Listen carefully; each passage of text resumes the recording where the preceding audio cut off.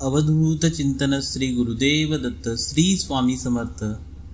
गुढीपाडव्याच्या सर्वांना स्वामीमय शुभेच्छा। गुढीपाडवा म्हणजे नवीन सुरुवातीचा दिवस, नवीन स्वप्नांची वाटचाल आणि आनंदाची उधळण। हे नवीन वर्ष तुमच्या आयुष्यात सुख, शांती, समृद्धी घेऊन येऊ। नव्या वर्षाची नवी पहाट, आनंदाची उधळण। या नव्या वर्षात तुमच्या आयुष्यात यशाचे सोनं फुलं, प्रेमाचा स्नेह राहो आणि प्रत्येक क्षण सुखाचा हो। गुढीपाडवा म्हणजे नवीन उमेद, नवी दिशा, नवी स्वप्ने। नव्या सुरुवातीच्या या मंगल दिनी तुमच्या आयुष्यात भरभराट, उत्तम आरोग्य आणि आनंद नांदो। हा सण तुम्हाला आणि तुमच्या परिवाराला भरभराटीचे दिवस घेऊन येऊ। समृद्धी, शांतता, सौख्याची गुढी उभारूया। गुढीपाडव्याच्या या मंगलमय दिनी तुमच्या जीवनात शुभ घडामोडी घडवत। नवीन वर्षाची नवलाई, गुढीपाडव्याची शुभवाई। हे नवीन वर्ष आपल्याला आरोग्य, आनंद, संपत्ती आणि शांती प्रदान करो, ही स्वामीचरणी प्रार्थना। स्वामी म्हणतात, उगाची भीतोसी भये हे पळू दे, जवळी उभी स्वामी शक्ती कळू दे।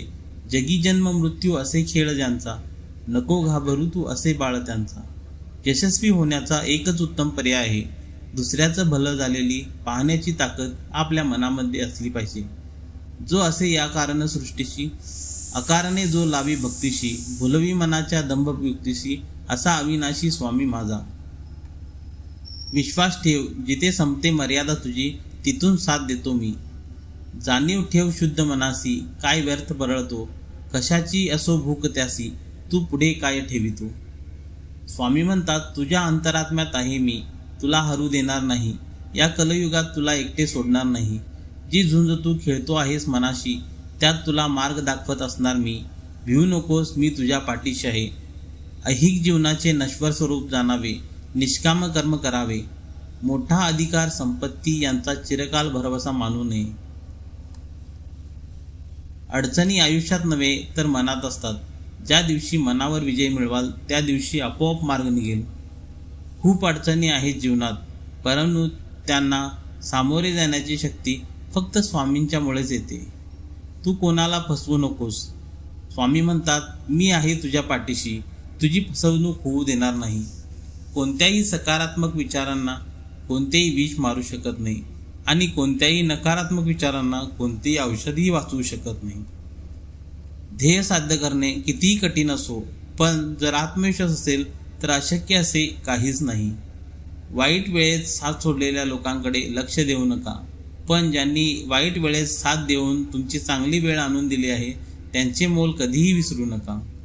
शुद्ध अंतकरण ठेवून नाम घेतले तर भगवंताच्या कृपेचा अनुभव येईलच। नामानेच अंतरंग शुद्ध बनते, नामानेच मन अंतरंगात प्रवेश करून स्थिर बनते। नामाने काळजी वाटणे नाहीसे होते, मग तळमळही आपोआप जाते।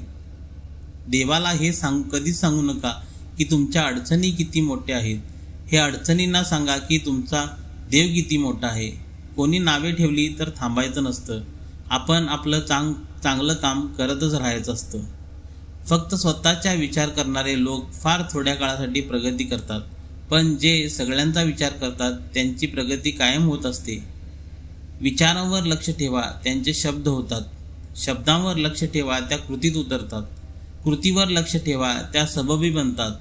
सबबीवर लक्ष ठेवा, त्यातून चरित्र घडते। चारित्र्यावर लक्ष ठेवा, ते आपले भविष्य घडविते। जो नुसता नामात राहील त्याला मी अखेरपर्यंत सांभाळेन, असे स्वामी म्हणतात। श्री स्वामी समर्थ। जय जय स्वामी समर्थ। अवधूत चिंतन श्री गुरुदेव दत्त श्री स्वामी समर्थ।